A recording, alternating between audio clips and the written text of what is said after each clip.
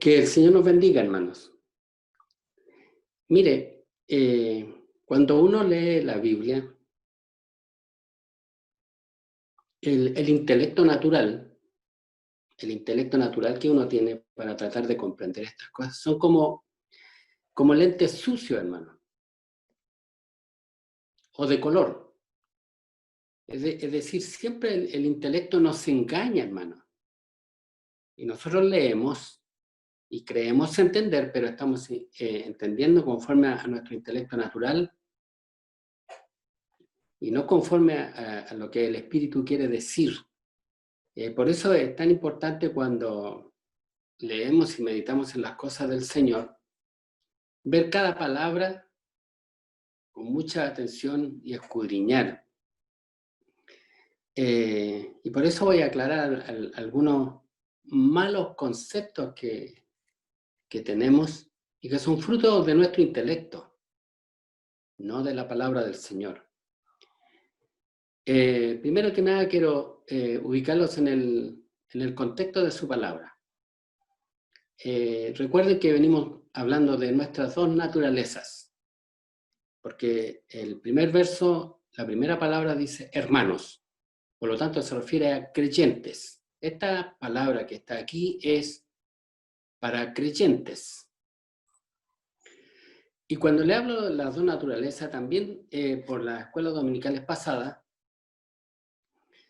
tenemos que entender que cada uno de nosotros tiene un tremendo conflicto, hermano. En este cuerpo habitan dos enemigos. Esto es semejante, hermano, a comparar a Israel cuando llegó a la tierra de Canaán.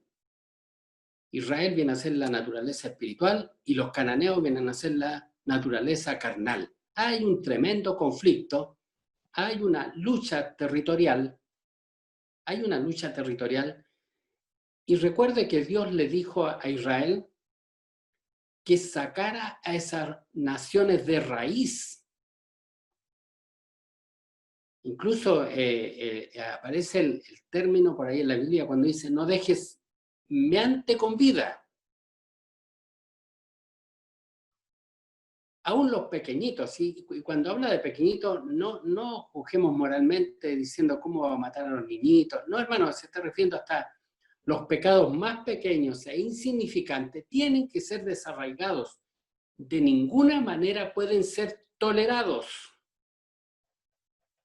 ni mirados en menos, como diciendo, no, este lo domino. Recuerde que un poco de levadura leuda toda la masa. O sea, si usted conserva y no lucha contra un pecado en usted, por pequeño que sea, va a terminar ese pecado tomando todo el territorio.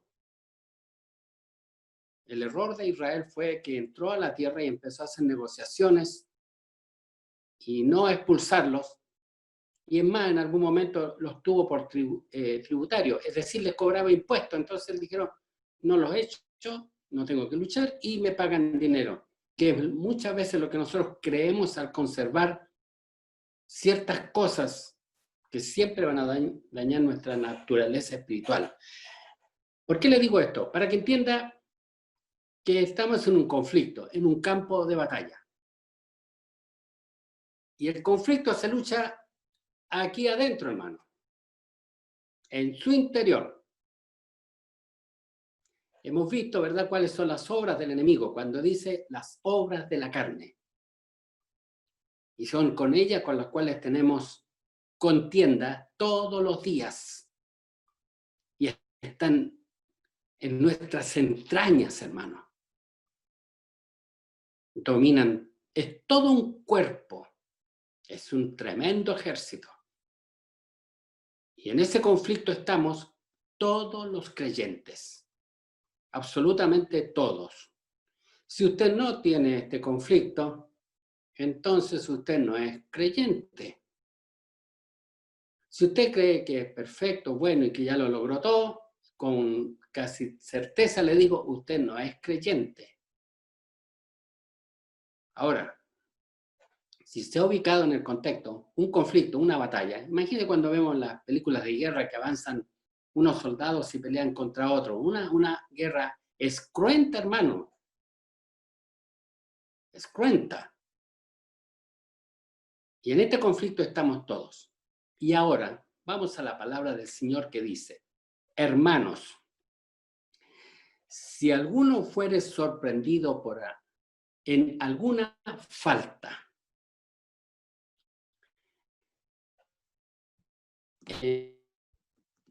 primero que nada, debemos saber que cuando habla de la palabra falta, está hablando de un pecado. Está hablando de un pecado. Ahora, cuando dice fuere sorprendido, no habla por ejemplo, voy andando en un lugar y veo a un hermano que está pecando, está haciendo algo indebido y lo sorprendo. No, hermano, no está hablando de eso. Está hablando de ser sorprendido por uno de sus enemigos, que son los frutos de la carne. Y todos estamos expuestos en algún momento a caer en manos de nuestra naturaleza. Ahora, esta falta tiene una característica, nos hace caer espiritualmente. Nos hace caer. Por lo tanto, la palabra dice, hermano, si alguno fuere sorprendido en alguna falta, no necesariamente tiene que, como decimos vulgarmente nosotros, me pilló alguien. No, hermano, usted puede ser sorprendido por una falta sin que nadie lo sepa. Vino el deseo, vino la concupiscencia y lo derribó. Y es probable que no lo sepa su familia, no lo sepa nada en la iglesia, pero usted cayó. Ha sido sorprendido. Habla de sorpresa. Porque las obras de la carne siempre están en nosotros, hermanos, al acecho para hacernos caer. Ahora, cuando alguien es sorprendido, alguno de nuestros hermanos cae en un pecado, y le vuelvo a decir, no subestime la palabra falta, porque algunos dicen, no, se refiere a algo leve. No, hermano, no hay pecado leve. No hay pecado leve, hermano. No lo subestime. El Señor dijo, no dejes meante con vida. Ahora, si alguno ha caído, el Señor le habla ahora a la congregación. Y dice, vosotros que sois espirituales, restaurarle con espíritu de mansedumbre, considerándote a ti mismo, no sea que tú también seas tentado. Y aquí hay tantas cosas que aclarar, hermano. Habla de falta, que es un pecado que lo hizo caer, y los pecados que hacen caer, hermano, deben ser corregidos. Alguien inmediatamente saca versos fuera de contexto y dice, no juzguéis para que no seáis juzgados. Quien habla así es porque no ha leído el texto en Mateo, hermano, y no entiende lo que significa.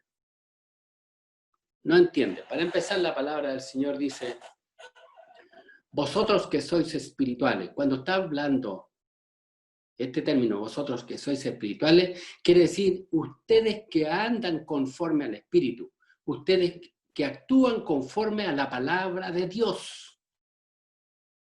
Ustedes que no juzgan por la carne, sino conforme a lo que Dios ordena. Y respecto a esto quiero decirle lo siguiente.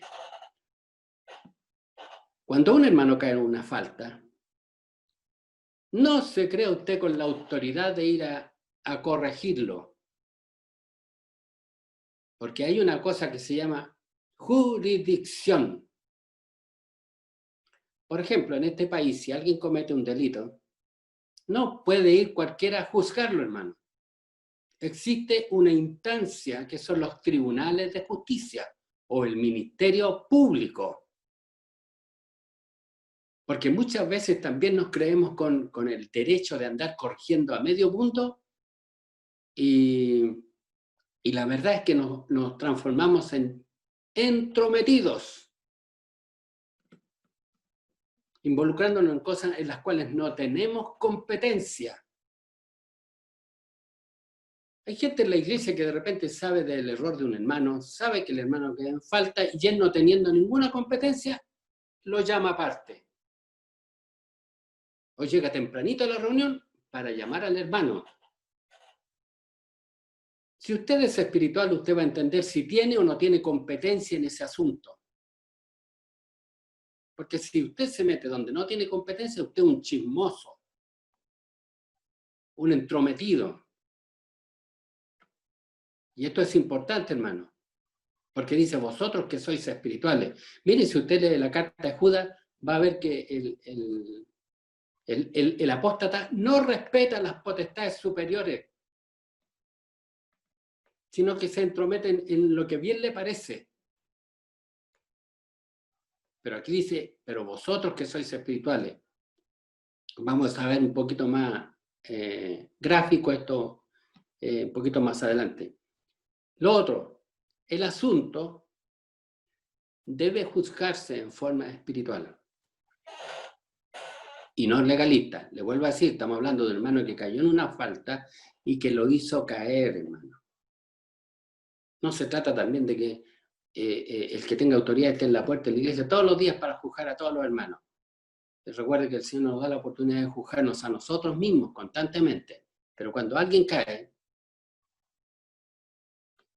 debe aplicarse la disciplina eclesiástica, pero espiritualmente y no en forma legalista. No en forma legalista.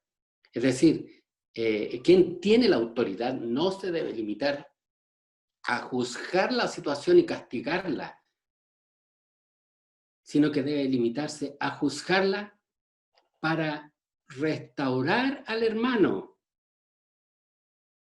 Lo explico, hermano. Si usted va al médico porque se cayó y algo le pasó en el brazo, sepa usted que cuando el médico examina el brazo, está juzgando la situación.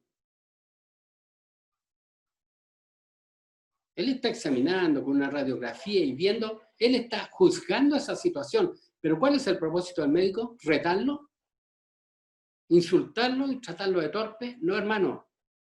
Curarlo, sanarlo.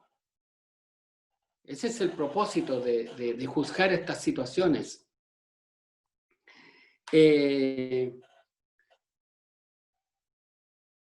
Por eso la palabra del Señor dice, restaurarle con espíritu de mansedumbre.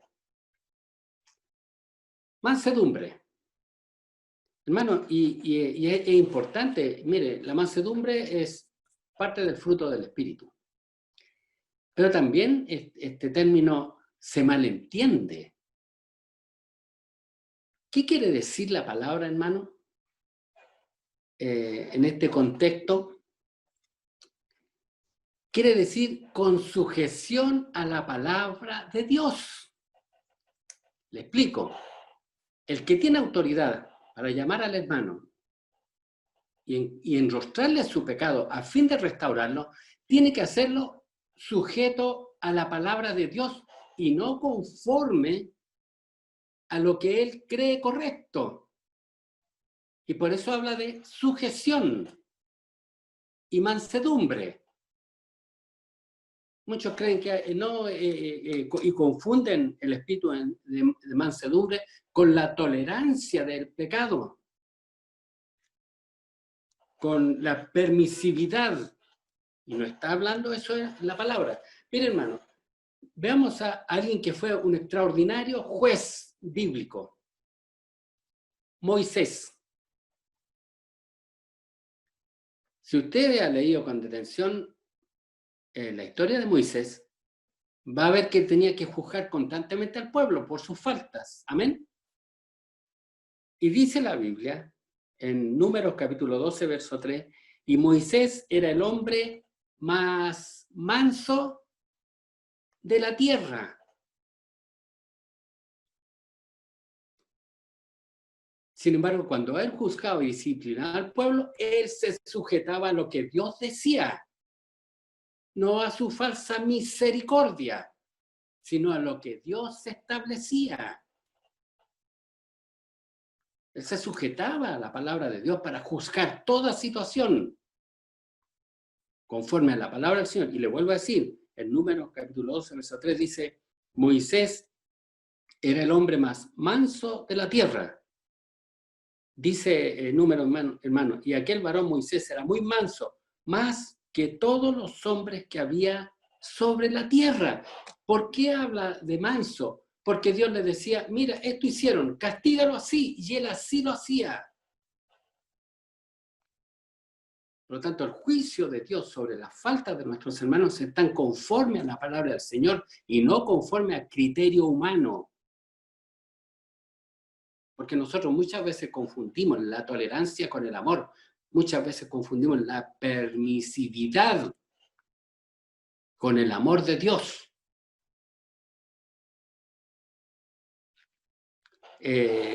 Vamos a ver otras palabritas que están aquí también que inducen al error. Cuando dice restaurar, significa arreglar, corregir. En muchos escritos dicen que esto viene del griego, que significa corregir una fractura, reparar una fractura, reparar, arreglar. ¿Y cuál es el propósito de juzgar la situación?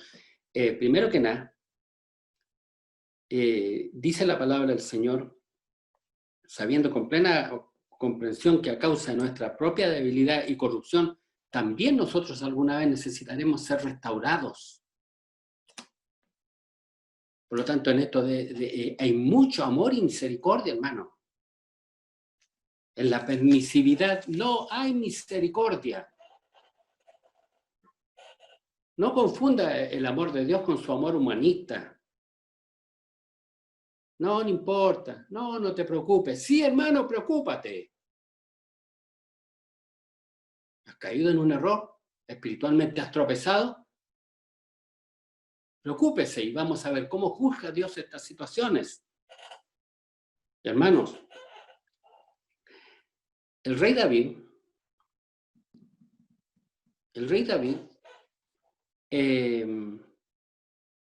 mandó a matar a Urías Eteo, hermano. Porque resulta que dice la palabra del Señor, que era tiempo cuando los reyes salían a la guerra. Escucha bien, era tiempo cuando los reyes salían a la guerra y David no salió a la guerra. Se quedó de ocioso en el palacio. Y por eso yo, las primeras palabras que le dije, que nosotros estamos en un conflicto, hermano, con nuestra naturaleza, y es tiempo de guerra. Y estar ocioso, hermano, lo hace caer a usted en las obras de la carne. Y dice que era tiempo de guerra y él se quedó, tomó a Betsabé, la mujer de Urías, la dejó embarazada, hermano, y para arreglar el problema no encontró nada mejor que mandar a matar a Urías Eteo. Habló con su general Joab y le dijo, acércate al muro enemigo donde están en guerra, y cuando estén muy cerca, retrocede y deja a Urías solo, y lo mataron, hermano. Ahora su general le guardó el secreto, nadie supo. Eso es una falta, hermano. Eso es un pecado. Ahora, no lo supo nadie, su general le guardó el secreto. No, hermano, él fue sorprendido porque hay uno que siempre te va a sorprender. Él sabe todas las cosas, hermano, nada le puedes ocultar. Nada le puede ocultar. Sin embargo, hermano, como somos creyentes, en el Salmo 32, del verso 3 al verso 5, nos habla de lo que le pasó al rey David a causa de su falta. Y dice el verso 3, mientras callé, se envejecieron mis huesos en mi gemir todo el día, porque de día y de noche se agravó sobre mí tu mano. Se volvió mi verdor en sequedades de verano. Si usted ha pecado, hermano, y nadie lo sabe, y usted no siente ningún remordimiento, lo más seguro, hermano, es que usted no es creyente. Porque la naturaleza espiritual que está dentro de nosotros gime, hermano. Gime, no siente placer en lo que ha hecho, aunque nadie lo sepa. Aunque nadie lo sepa. David siguió viviendo, nadie lo supo, pero él dice, se volvió mi verdor en sequedades de verano. Era mi gemir todo el día. Ahora, como él se quedó en silencio, hermano, Dios envió al profeta Natán. El profeta Natán venía de parte de Dios. Él tenía jurisdicción sobre el rey. Él podía juzgar al rey, como Dios te puede juzgar a ti. Vino Natán a conversar con David, hermano, y le dijo, había un señor que tenía muchas ovejas. Tenía muchas ovejas. Y tenía un vecino que tenía una sola oveja. Y el que tenía muchas ovejas un día recibió una visita. Y fue y le robó la oveja al que tenía una nomás, la mató y se la dio a la visita. Y cuando David escucha eso, hermano, se enoja y dice que tal hombre merece morir. Y Natán le dice, tú eres ese hombre. Tú eres ese hombre. Y la palabra del Señor dice que David lloró y dijo, he pecado contra Jehová. Hermano, cuando tú pecas, pecas contra Dios. Por eso es tan grave. Por eso ninguna falta debe subestimarse, porque es contra Dios. Y él dijo, he pecado contra Dios. Y se arrepintió. Y me arrepiento. ¿Y sabe qué dijo el profeta Natán? Y Dios también te remite tu pecado. No morirás. ¿Entiende a qué venía el profeta Natán, hermano? Venía a matarlo, hermano. El profeta Natán venía a matar a David por ordenanza de Dios a causa de esa falta. Sin embargo, el hecho de que Dios le haya enrostrado el pecado a David trajo el arrepentimiento y Dios lo restituyó. Por eso la palabra del Señor dice, vosotros que sois espirituales, no subestimen la gravedad del pecado de tu hermano, sino restáuralo. Pero para que sea restaurado, hermano, tiene que arrepentirse, hermano. No de repente el hermano comete un tremendo error y viene el encargado, el que puede juzgarlo, decirle, se toma y dice, no se preocupe si todos lo hacen. ¿Y sabe que eso causa la destrucción de su hermano?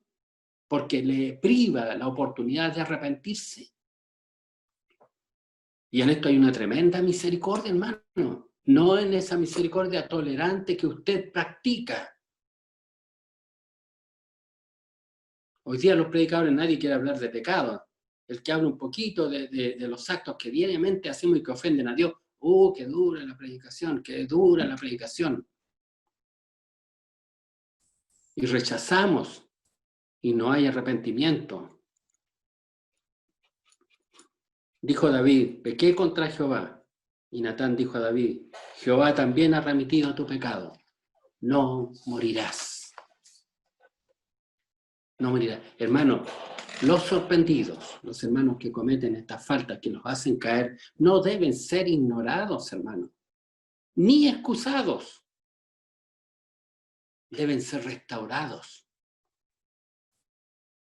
Y no destruidos por ese falso amor al prójimo de la tolerancia. Si nuestro hermano cae, necesita ser curado como el enfermo necesita ser curado, hermano. Y a lo mejor el médico le va a causar un tremendo dolor cuando le arregle el hueso, hermano. Pero lo va a sanar. Y esto es necesario. Nunca debemos encubrir el pecado al transgresor o disminuir su gravedad. Imagínense que usted va al médico y el médico lo ve grave y es tan bueno el médico que no quiere hacerlo sufrir a usted. Le dice, no, váyase para la casa, está sanito. Pasa un tiempo y usted vuelve y le dicen, no, no hay nada que hacer, usted se va a morir. No lo curaron a tiempo. Y Dios tenga de nosotros misericordia, hermano, para que entendamos estas cosas espirituales. Ahora, cuando hablamos de no encubrir, se trata de no encubrírselo al que pecó, hermano. Porque algunos dicen, no, yo no encubro nada, y lo publican a los cuatro vientos dentro de la casa del Señor. No, hermano, no debe encubrírsele al que pecó. Mire, yo conozco unas congregaciones que cuando un hermano cae en un pecado, por decirle, de adulterio, el que lo pilló viene corriendo en la iglesia, hermano, y le dan una oportunidad y lo denuncia delante de toda la congregación, porque ellos no encubren el pecado. Es un error, hermano, porque echan al hermano, destruyen al hermano, destruyen a su familia y destruyen un montón de hermanos menores que no tienen la solidez espiritual dentro de la congregación. Por lo tanto, Dios nos libre de ser chismosos, hermanos. Cuando hablamos de no encubrir, hablamos de no encubrírselo al que cometió la falta. Nunca decirle, no, no te preocupes, pequeña. Dios tenga de nosotros misericordia, hermano.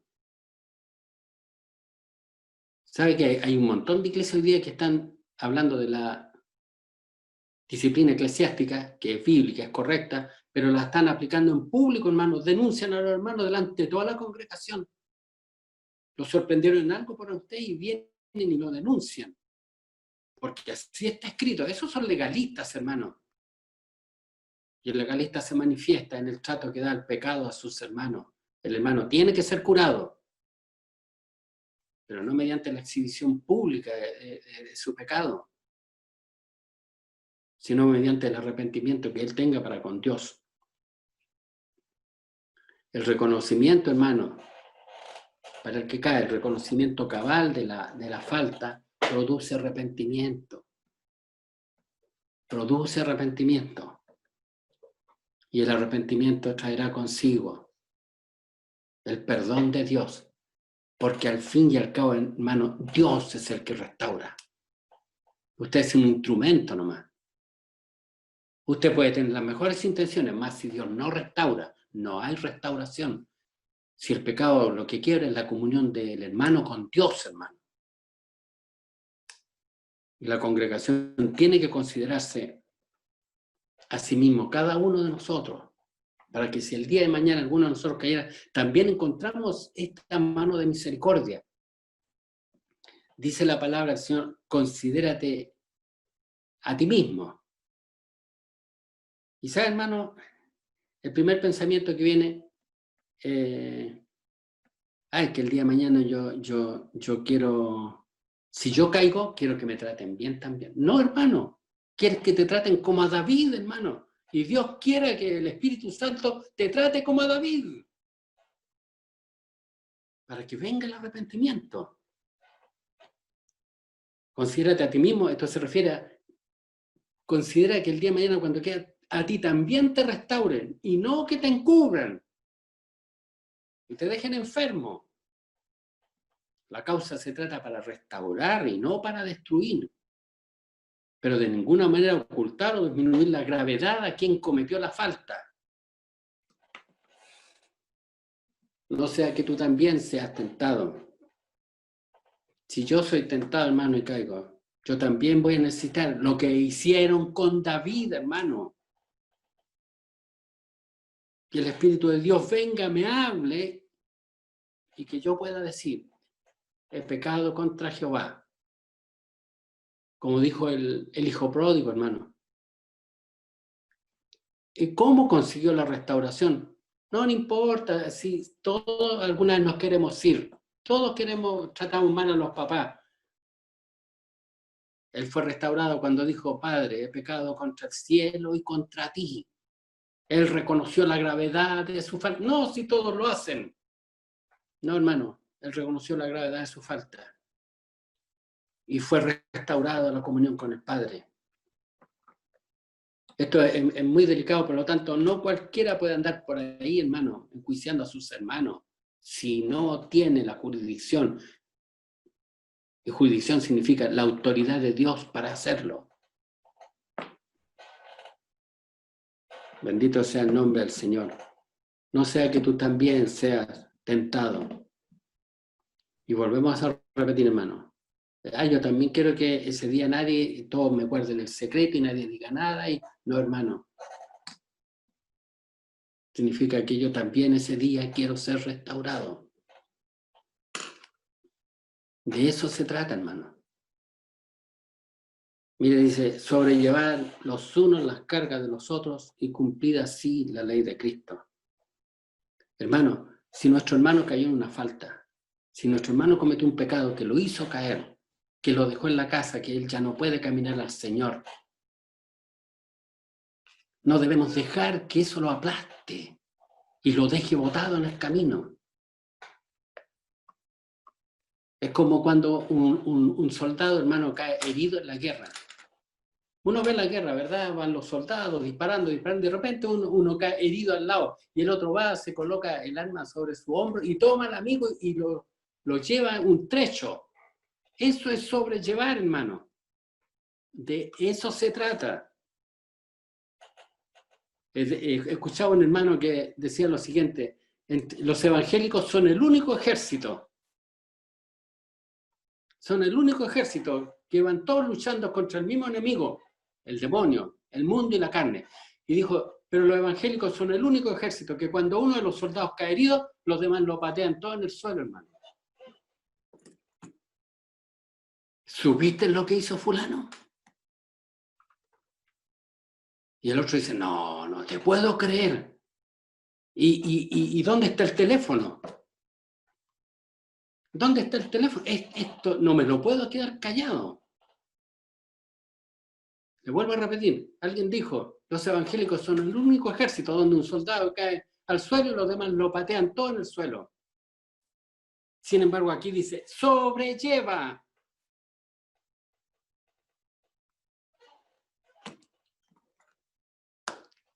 ¿No tuvo acaso Dios contigo misericordia? Para que sepas, Dios te encontró muerto en el campo de batalla, aplastado por tus enemigos. ¿Y sabes qué hizo Él para ponerte en pie? Dio su vida. Hermano, dio su vida para que te pusieras en pie. Y ahora te dice, sobrellevad los unos las cargas de los otros y cumplir así la ley de Dios. Ayuda a tu hermano a ponerse en pie. No dejes que el diablo le gane. No dejes que el enemigo saque provecho. Quizás va a tener que sobrellevar un gran trecho. El hermano está herido, hermano, si esto es importante. Por eso no hay que tener tolerancia por el pecado. No debe pensar que no hizo nada grave. No tiene que conocer la gravedad de su falta, pero luego caminemos. Cosa que el día de mañana cuando usted caiga, ahí tenga a su amigo para que también le ayude a usted a sobrellevar las cargas, los unos las cargas de los otros. Y ahí es cuando usted puede hacerlo.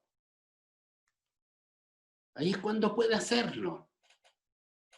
Así que cuando sepa de una falta, de cualquiera de sus hermanos,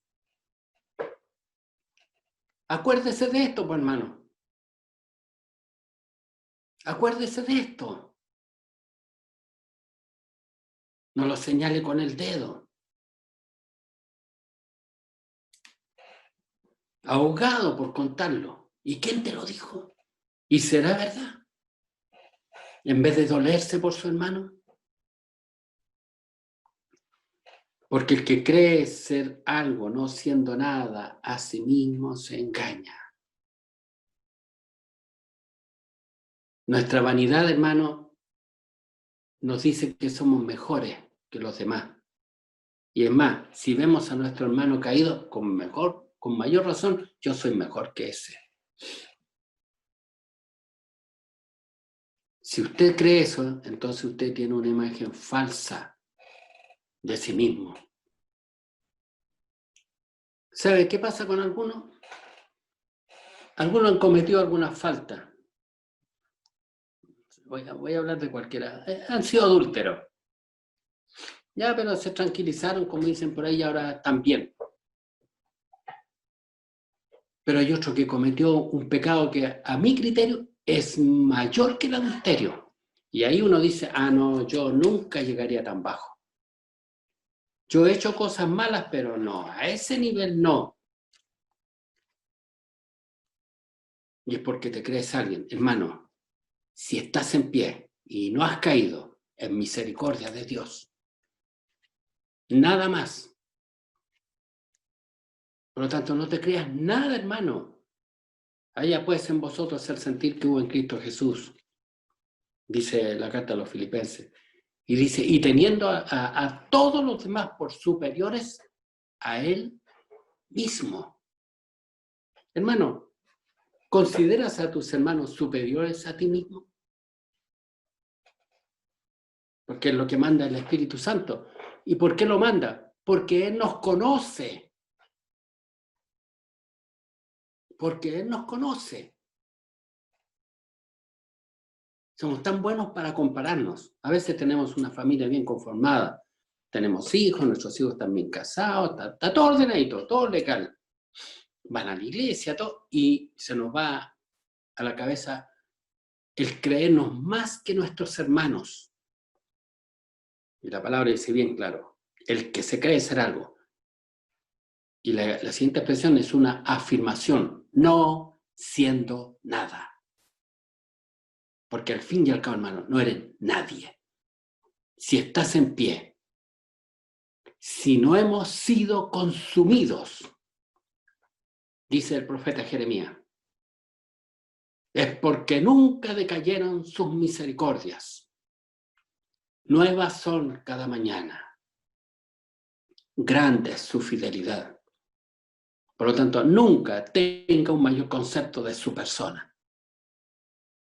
Si se puede mirar a sí mismo y ver cosas agradables, gloríese de sí mismo. De gracias a Dios, eso quiere decir, hermano. De gloria a Dios por el estado en el que me encuentro.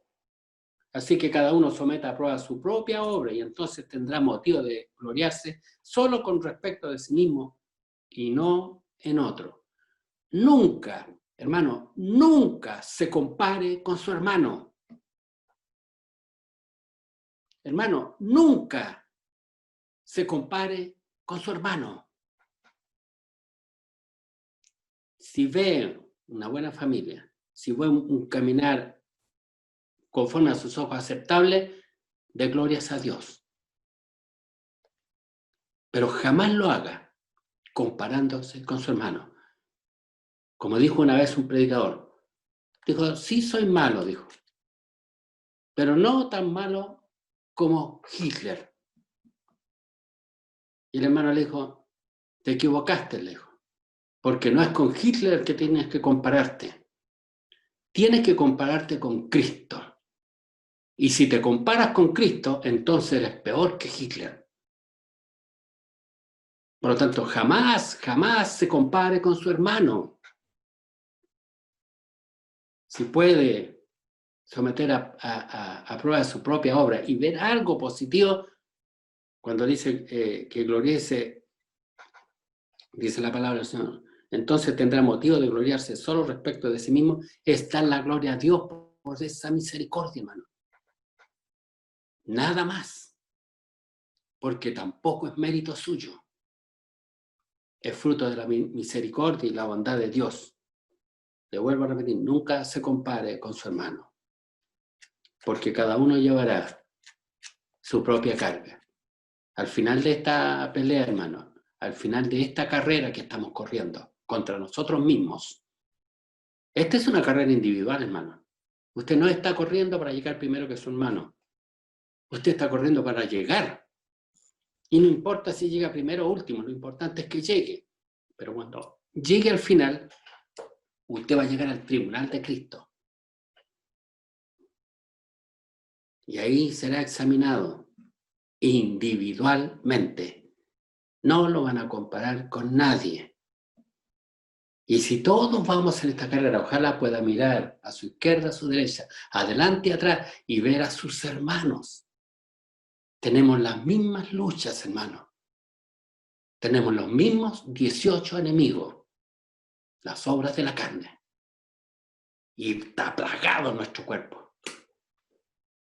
Mire, cuando Israel entró a Canaán, hermano, y empezó a derrotar a sus enemigos, los enemigos huyeron a los cerros y se escondieron en las cavernas, en las grietas de los cerros, y no podían sacarlos, hermano. Así están en usted muchas veces. Usted cree que los sacó a todos, no, hermano, ahí están escondidos todos. Te descuidas y salen, y como Amalek, por la retaguardia, a lo débil, y causan mortandad. Y ojalá cuando eso ocurra, que puedas tener hermanos a tu izquierda, a tu derecha, que corran a apoyarte y a ponerte en pie, a restaurarte. No a encubrir la falta, perdón el término, no alcahuetear, sino que ojalá usted pueda decir, cuando yo caiga, que actúen como Dios actuó con David, que lo llevó al arrepentimiento. Lo llevó al arrepentimiento. A veces uno escucha de gente que estuvo un tiempo con nosotros que dice, sí, sí, es muy bonito ver uno en esa iglesia, se siente muy incómodo, porque le hablan constantemente de todo su pecado y de sus debilidades. Y para que usted sepa, esa es la forma de ser restaurado. No ocultándome mi enfermedad, sino que mostrándomela. Y no tan solo mostrándome mi enfermedad, sino que saber que es una lucha y que hay remedio. Y el remedio es el arrepentimiento y el amor de Dios para restaurarme una, dos y muchas veces para correr esta bendita carrera. Grande es su misericordia. ¿Cuántas veces te ha puesto en pie, hermano? ¿Cuántas veces te ha perdonado? ¿Cuántas veces has llegado a la iglesia que ni tú mismo te has podido perdonar? Sin embargo, Dios te mira desde el altar y te dice, el Señor te bendiga y te guarde. Y te ha puesto otra vez en el camino.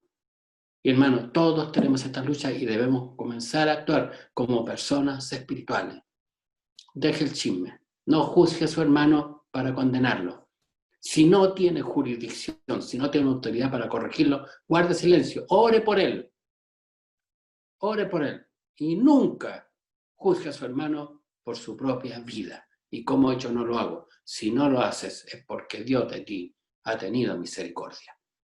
Y si tu hermano ha caído, anda, tómalo y sobrelleva sus cargas. Dios te bendiga y te guarde. Dios bendiga su palabra en nuestros corazones y Él nos llene del verdadero amor de Dios. Y no ese amor que pretende dar permisividad y tolerancia al pecado, sino ese amor que nos enrostra nuestro pecado y luego que viene a nosotros el arrepentimiento, porque el arrepentimiento viene de Dios. Hermano, te voy a decir una cosa, el hombre no puede arrepentirse. El arrepentimiento es un atributo divino. ¿Se acuerda en Apocalipsis, perdón, en Génesis, cuando dice, y Dios se arrepintió de haber hecho hombre? Capítulo 6 del libro de Génesis. Alguien dice, sí, pero dice, Dios no es hombre para que mienta, ni hijo de hombre para que se arrepienta. Sí, pero cuando dice eso se refiere a que cuando Él promete, Él nunca se va a arrepentir. Porque él le prometió a Israel hacer misericordia con él y la va a hacer, hermano. Porque Él, cuando da su palabra, Él es fiel. Pero el arrepentirse es un atributo divino. Por lo tanto, cuando te enrostras en tu pecado y te arrepientes, es porque el Espíritu Santo, la nueva naturaleza, acaba de tener una tremenda victoria. El arrepentimiento. El arrepentimiento. Porque eso es parte del fruto del Espíritu. Dios te bendiga, te llene de amor verdadero de misericordia verdadera y de odio contra el pecado. Dios te bendiga y te guarde. Incline su cabecita, vamos a rogar al Señor la bendición. Eterno Dios y buen Padre amado, ayúdanos, Señor, a tener por nuestro enemigo el pecado, Señor. Y cuando el pecado ataque a nuestro hermano, Señor, sepamos hacérselo ver para restaurarle con misericordia y con amor, Señor, con amor suyo, Señor, y poder ayudarnos, Señor, a estar siempre en el camino. Quite de nosotros, Señor, el espíritu judaico y legalista, Señor, de condenar a nuestros hermanos o de compararnos con ellos a causa de las misericordias que ha obrado usted en favor nuestro. Permita, Señor, que nos miremos con mucho amor los unos a los otros, orando mutuamente, Señor. Tenemos los mismos enemigos, luchamos todos los días con nuestra misma carne, Señor, y le rogamos no ser como ese ejército que cuando ve caer a uno de los suyos, los demás nada hacen por él, Señor, sino que prestos a apoyarnos mutuamente, conociendo nuestra propia situación, conociendo nuestra propia miseria y nuestra lucha diaria. Gracias, Señor, porque descendió del cielo a este campo de batalla donde solamente habían muertos, y para colocarnos en pie, usted dio su vida por nosotros. Gracias, Señor. Bendiga ahora a todo su pueblo, Señor, con esta bendición grande, Señor, de poder comprender su palabra, Señor, de comprender lo que es la mansedumbre, Señor, que no es el espíritu de tolerancia que muchas veces tenemos en nuestros corazones, sino que por lo contrario, es la intolerancia al pecado, el odio al pecado, Señor, es nuestro enemigo y lo insulta a usted, Señor. Te rogamos en esta hora, nos perdone, Señor, perdone todas nuestras faltas, Señor, y si alguno de sus hijos en esta hora estuviera caído, Señor, Él sea restaurado en esta hora por su Espíritu Santo y vuelva el gozo de su salvación, como fue con David, Señor, en el Salmo 51. Y entonces anunciará sus misericordias a todos los hombres y cuán grande es su bondad. Despídanos felices de este servicio, Señor, y bendecidos, rogándole por los enfermos, y rogándole que nos guarde en estos días. Bondades y misericordia que le rogamos por Cristo Jesús, nuestro buen Salvador. Amén.